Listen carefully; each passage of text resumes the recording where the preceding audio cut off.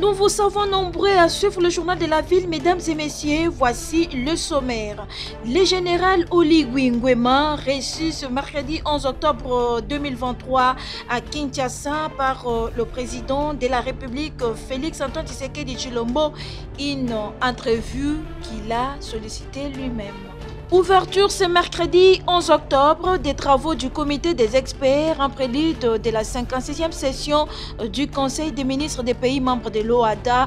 Travaux lancés avec l'autorisation de la présidente en exercice du Conseil des ministres de l'OADA, la ministre d'État, ministre de la Justice et garde-sceaux, Rose Mutombo Kiese.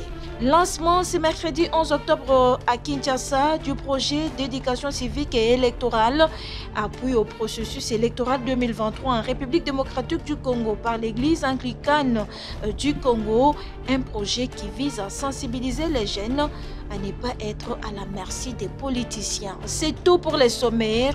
Mesdames et messieurs, encore une fois, bienvenue dans ce journal.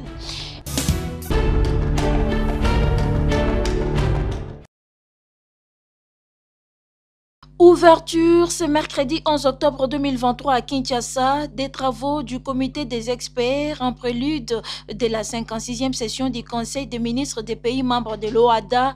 Travaux lancés avec l'autorisation de la présidente en exercice du Conseil des ministres de l'OADA, la ministre d'État, ministre de la Justice et garde-sceaux, Rose Mutombo Kiese, par le président de la Commission nationale de l'OADA, RDC, le professeur Roger Massamba Makela.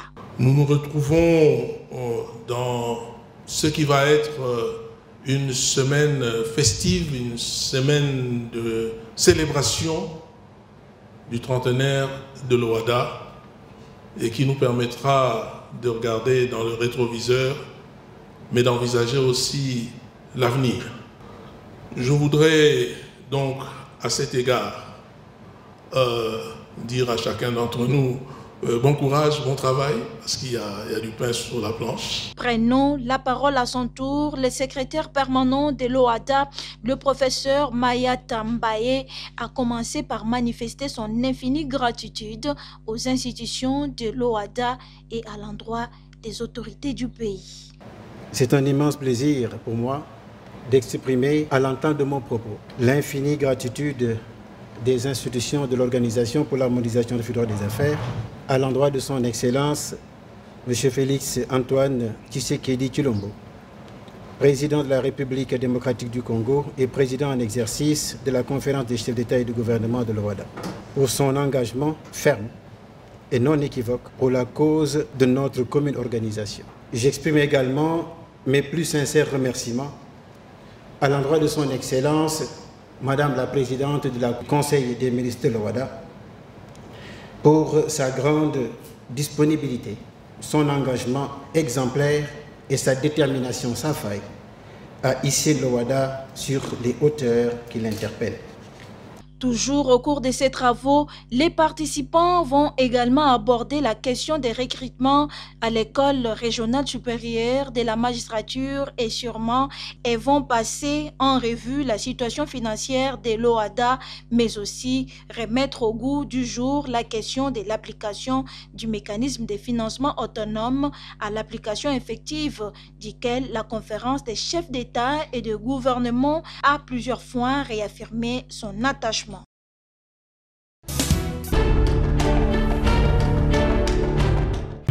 À 2 mois de la tenue des élections en République démocratique du Congo, les climats s'annoncent déjà tendus avec des messages d'appel à la violence enregistrés ça et là. Et ce sont les jeunes qui sont souvent manipulés pour des fins politiques. Une situation qui ne laisse pas tranquille l'église anglicane du Congo. Voilà ce que justifie l'organisation ce mercredi 11 octobre 2023 d'un atelier du lancement du projet d'éducation civique et électorale, appui au processus électoral 2023 en RDC.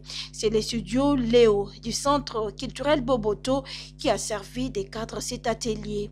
Les autorités, bourgmestres, jeunes, mouvements citoyens, société civile force vive, membres de CLGP et CLPP, bref, les structures de toutes tendances confondues ont pris part à cet atelier. Christophe Ebaka, chargé des programmes de ces projets d'éducation civique et électorale, revient sur sa quintessence. C'est le projet qui a été soumis par l'Église anglicane à son partenaire Christian Aid au vu du climat morose que nous observons déjà dans la classe politique, souvent en général dans les processus électoraux en cours, mais dans la plupart des cas pendant les processus électoraux passés où il y a eu toujours des violences. Et au vu de ce qui se passe déjà à travers les médias sociaux et les médias formels. L'Église anglicane dit non à la violence. Souvent, ce sont les jeunes qui sont instrumentalisés par les politiciens et il faudrait maintenant changer le paradigme, chercher d'abord à sensibiliser ces jeunes pour que le moment venu qu'ils ne puissent pas être instrumentalisés par les politiciens. C'est ça notre souci.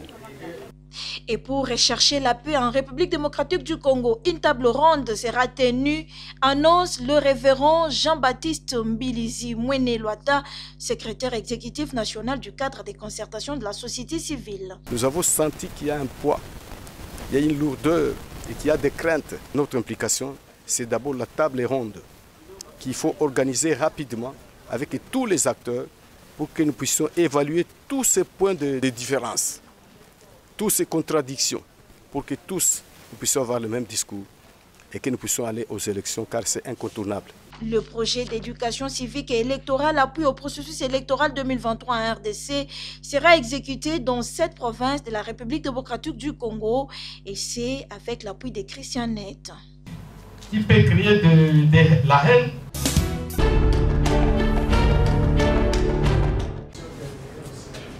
Élection 2023 en République démocratique du Congo. Comment y aller? De quelle manière se comporter? Et quel discours tenir devant sa base? Les réseaux d'éducation civique au Congo RECIC coachent les femmes candidates. Il a, ce mardi du octobre 2023, organisé une journée d'échange d'expériences entre les femmes candidates de toutes tendances confondues. C'est la salle safari du restaurant Zamani qui a servi de cadre cet échange. Invitées pour partager leurs expériences aux nouvelles candidates, Lydie Lusamba, femme politique, Matim Ponga de la dynamique des femmes candidates et l'honorable Geneviève Vinagossi, députée nationale, 2 fois élue et candidate pour les élections de 2023. Pour se lancer dans la politique, il faut avoir une ambition personnelle. Les élections, c'est certes difficile, mais ce n'est pas impossible de les gagner. Il faut se préparer.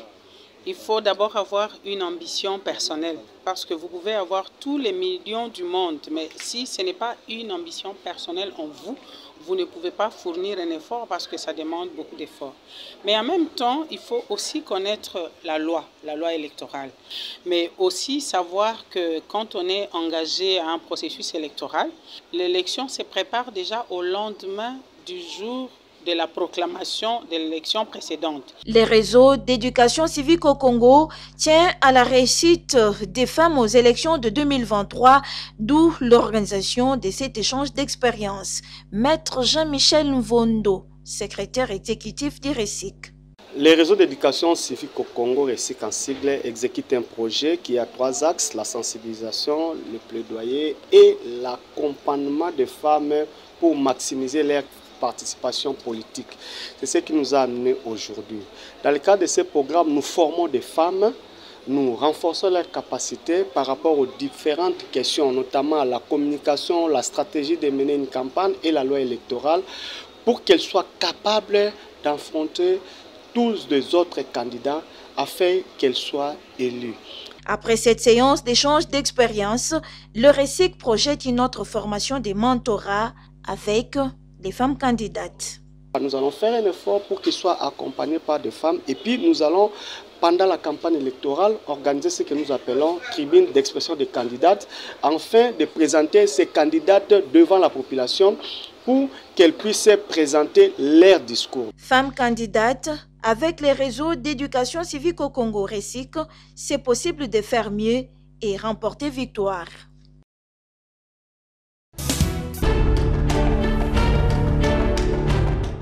Mesdames et messieurs de la presse. La mise en œuvre de la couverture santé universelle par les gouvernements était à l'ordre du jour du briefing presse tenu le lundi 9 octobre 2023 par le ministre de la Communication et Médias. Porte-parole du gouvernement, Patrick Mouyaya Katemwe, avec le ministre de la Santé publique, Hygiène et Prévention, Dr Samuel Roger Kamba-Moulamba. Pour le ministre de la Santé, tout est en place pour la prise en charge des femmes enceintes dans les hôpitaux choisis par l'État. Je vais vous donner un chiffre. Sur 100 000 mamans qui accouchent, 480 décèdent. Donc c'est un gros problème de santé publique. Et pour les nouveau-nés, tous les 35 nouveau-nés qui arrivent, il y en a un qui décède. Et donc, comme ça impacte complètement l'espérance de vie, eh bien, le président de la République a dit on commence par la chose qui impacte le plus notre espérance de vie et qui impacte le plus notre développement, c'est vraiment la catégorie mère-enfant. Les soins sont gratuits pour la maman et le bébé. Mais ça ne veut pas dire, quand on dit que dans un hôpital, les soins sont gratuits, cet hôpital ne reçoit plus rien, c'est terminé, tout ça. Au contraire, dans cet hôpital-là, l'État garantit, parce que nous avons les fonds, nous garantissons que les soins là-bas sont payés. Voilà pourquoi est-ce que nous demandons à la maman d'aller là-bas accoucher gratuitement, parce que nous payons les soins. Le président de la République a décidé que la maman et le bébé doivent être subventionnés. Le chef de l'État veut, c'est que la santé ne soit plus un privilège, ça doit être un droit. Répondant à la question d'un journaliste sur les propos du docteur Denis Mukwege, Patrick Mouyaya affirme que le prix Nobel de la paix doit s'assumer comme politique parce qu'il n'a plus beaucoup à faire en ce qui concerne son combat dans la médecine. Je pense que les docteurs auraient fait le choix, comme j'écoutais d'ailleurs Jean-Baptiste Placard, de rester pour nous tous comme une autorité morale, un prix Nobel chez qui on devait aller même chercher des conseils. Alors, lorsqu'il choisit de venir dans l'arène, il vient, il commet des erreurs. Tout de suite, je ne voudrais pas revenir d'ailleurs sur la question du genre qui est plutôt choquante, mais je considère que le docteur doit être en mesure maintenant qu'il aspire à devenir président de la République, à venir nous challenger. Nous sommes avec un médecin ici, peut-être que lui aura un mot à dire, mais nous voulons que le docteur vienne nous dire si le programme de couverture santé universelle que nous proposons est bon ou pas. De toute évidence, le docteur n'a plus beaucoup à faire pour ce qui concernait son combat, parce qu'aujourd'hui, il y a le FONAREV qui a été créé, le Fonds national de réparation de femmes de victimes de violences sexuelles. Il y a une direction qui a été mise en place où toutes ces questions-là ont été... Peut-être c'est pour ça qu'il a choisi de devenir candidat, puisque c'est qu'il occupait de manière régulière et prise en charge par l'État qui donne des réponses, parce que nous parlons ici de changement de narratif. L'Éternel Dieu Tout-Puissant a répondu à la prière des fidèles chrétiens de l'Église évangélique Feu de l'Éternel au Congo, qui dirige le révérend pasteur Flamme Luzolo dans sa vision Malueka, notre héritage. La route Nzolana est praticable aujourd'hui. Les habitants de Malueka et ses environs peuvent circuler et vaquer librement à leurs occupations sans toutefois se plaindre du mauvais état de la route. Le bon Dieu a entendu, il a répondu à travers les autorités du pays pour que la route Nzolana, longtemps abandonnée, soit asphaltée aujourd'hui. D'où la raison de cette marche de prière et de remerciements à Dieu, déclare le révérend pasteur Flamme Luzolo. Bon, Tolobaki, ezaki ainsi dit l'Éternel, Nzambe accomplir yango, Nanzela, Yabato, Bazana Katia Kontre ya Malueka, Oyo Bazali, lokola ba notable na kati ya Malueka, et ba église nyonso eza na kati ya Malueka, tosanganaki ensemble mpona ba prier, yango Nzambe répondre biso, lelo, yango tozomona ba réalisation oyo, et Nzambe asaleli biso. Sur les chemins de cette marche, les fidèles en caravane motorisée n'ont pas cessé de scander les chants.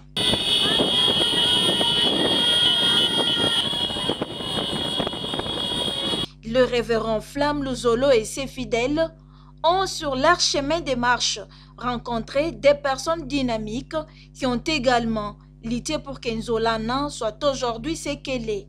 Maître Landour Mandundu, des salutations et accolades, signe de joie pour Malueka et la grande commune d'Engaliema en général.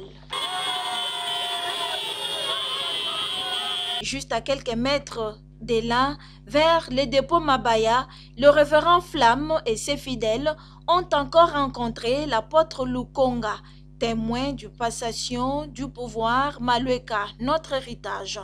La joie était immense.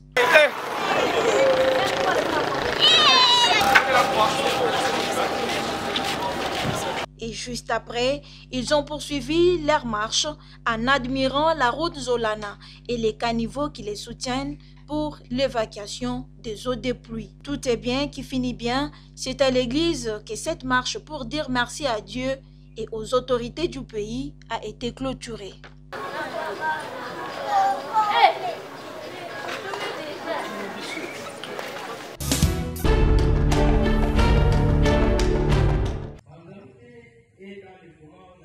Les sous-développements de la mission Banzalouté dans le secteur Manzasai, territoire de Bagata, dans la province du Kwilu, préoccupent au plus haut point l'ASBL, les jeunes authentiques et visionnaires du Grand Bandundu et ses environs, Javiba.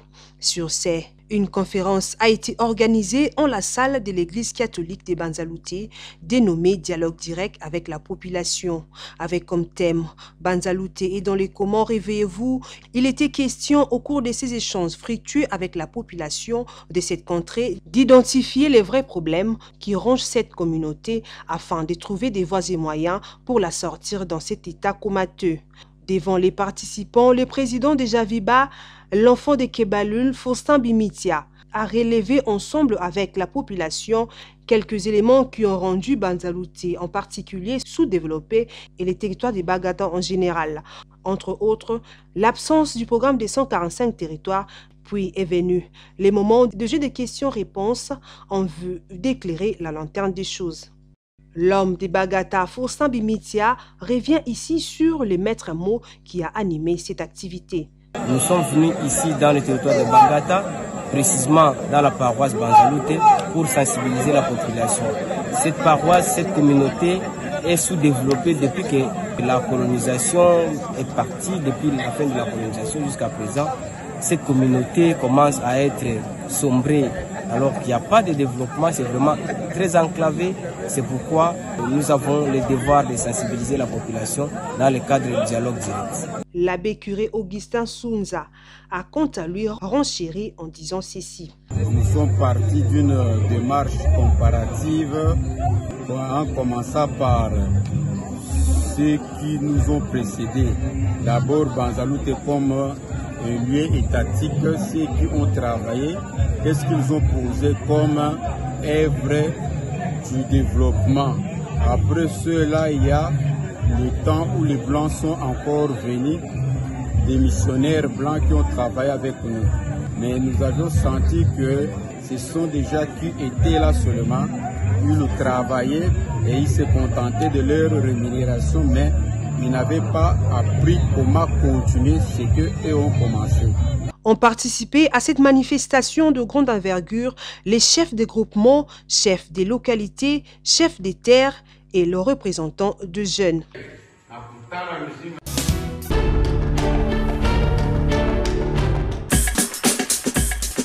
Ainsi s'achève cette édition du Journal de la Ville, mesdames et messieurs.